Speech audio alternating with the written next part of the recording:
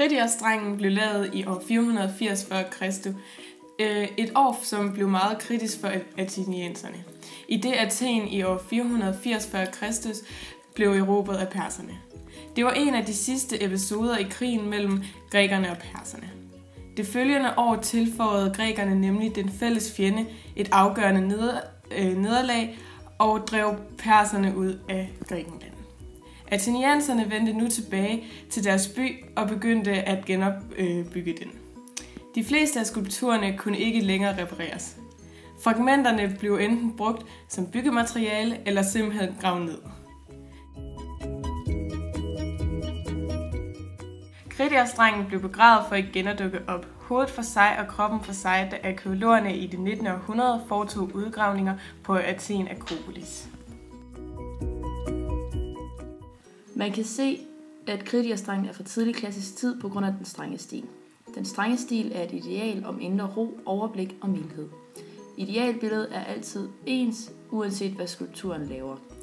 Kritios-drengen har et udtryksløst ansigt, en enkelt nøgen krop uden mange detaljer og står i en begyndende kontrapostsstilling, som er en mere naturlig stilling.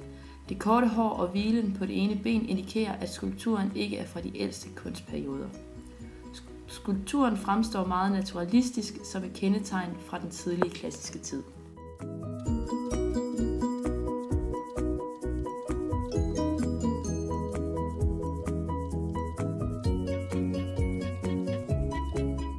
Kritios-drengen er ikke en fuldt udviklet mandefigur.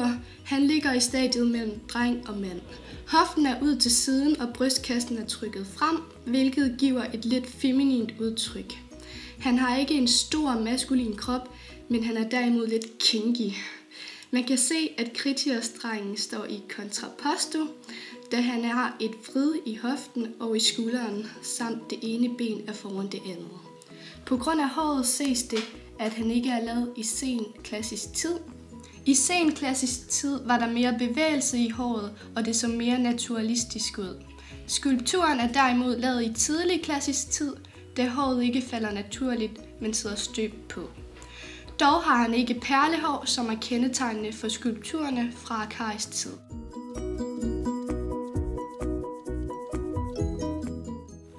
Detaljer på Kritios-drengens hoved synes at tyde på, at kunstneren har haft en bronzestatue foran sig. Håret er gengivet ved hjælp af graverede linjer, som ikke går ret dybt i materialet. Læg især mærke til krøllerne i nakken. Denne behandling er typisk bronzeteknik. Kritios-drengens øjne har været fyldt af et andet materiale, og anvendelsen af indlagte øjne er også typisk for bronzearbejderne.